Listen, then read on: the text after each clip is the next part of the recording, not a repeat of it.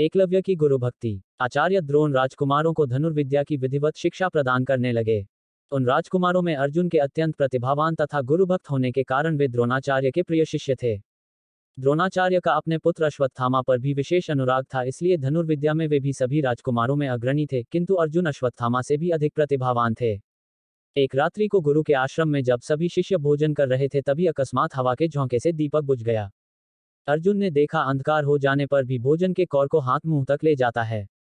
इस घटना से उन्हें यह समझ में आया कि निशाना लगाने के लिए प्रकाश से अधिक अभ्यास की आवश्यकता है, और वे रात्रि के अंधकार में निशाना लगाने का अभ्यास करना आरंभ कर दिया।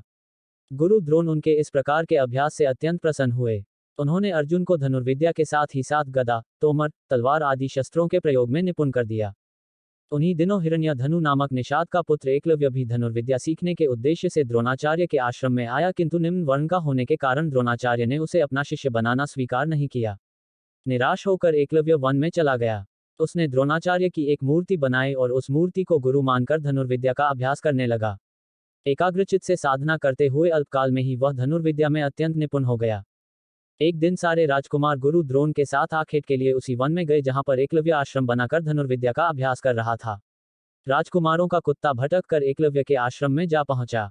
एकलव्य को देखकर वह भौंकने लगा। इससे क्रोधित होकर एकलव्य ने उस कुत्ते अपना बाण चला कर उसके मुंह को बाणों से भर दिया।